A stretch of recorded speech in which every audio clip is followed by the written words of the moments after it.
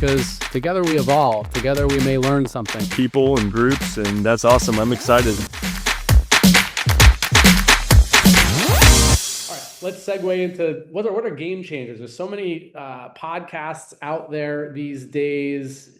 Like, hey, do a podcast. But what do you think is like something that really good podcasts are just getting right that makes them in the elite status? Let's go Gresh. We'll go to Gresh and then we'll come to Jason.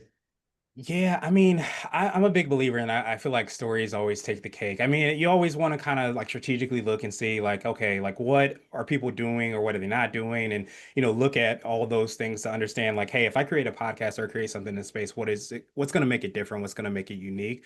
I really believe that to me, stories take the cake. I think that so many times we forget about the human part of business, of life, of just all those things. And I think the more that you can weave that into everything that you're doing, I think that's going to make that into a better podcast because I think at the heart, we all want to be, seen. We always want to be heard and we want to be appreciated. That's just like human nature. And I think the more that you're able to do that, the better off it's going to be. So it's not just saying, hey, I could do X, Y, Z, and A, B, and C. It's being able to tell the stories, have those case stories that you had, like in the beginning that we are in the middle that we kind of chatted around, like this is what we would actually do there. I think it brings everything to life because people can listen to the podcast and not just say, oh, that sounds good. They can say, hey, I'm going through that struggle, or hey, I struggle, I want to get better at this, or hey, I thought it was only me that could do that. And when you get those like human feelings towards your podcast, I think that's when things go to another level. So I think the great ones are really like dialed into that story, that empathy, that understanding, the awareness, just all those things, that human part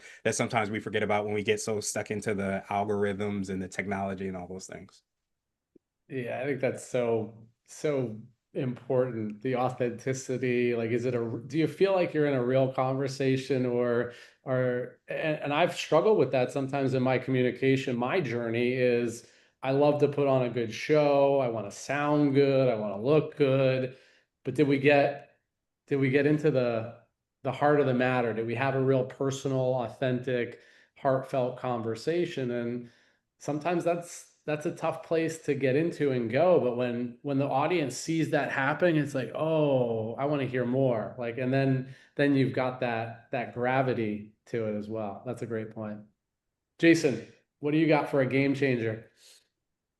I think I'm just gonna say ditto to what Gretch said. Like, and honestly, I think that's where I drop the ball the most. Not only in content that I put out across the board, but also leaning in, being purposeful with my guests, asking for that story, being purposeful, just to have that reminder. I need a post-it note up here that says, ask for the story about it, ask for the story.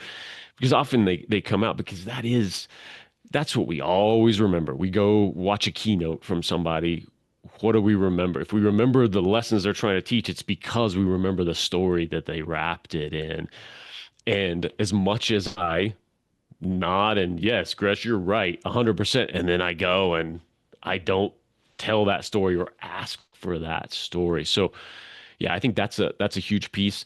I think the only other one to add into that as an interviewer running your own show is really really that listening aspect and having a conversation. We've talked around it and we've kind of just been this assumption because that's how, I mean, you've done a great job with this of like, we're having a conversation like, oh yeah, what about this? Oh, let's have this case study. And that is for any show out there that's good, that has legs, that people enjoy watching. It's a natural flow. And so many people get locked into, well, here's the 10 questions I ask every time.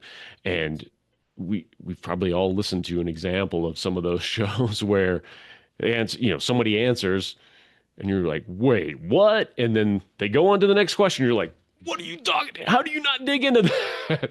So really making sure that's a piece of it and not this defined. This is the questions I decided beforehand that I'm going to ask. Instead, have that jumping off point, have your research, but then flow and have that natural conversation.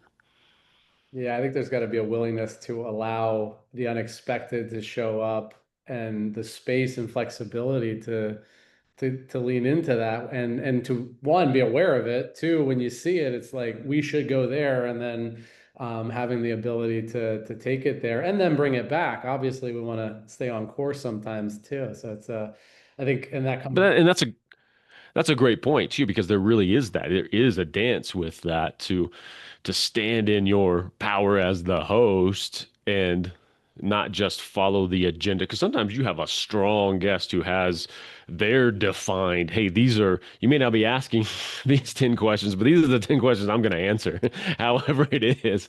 And sometimes you got to bring them back into that flow for sure.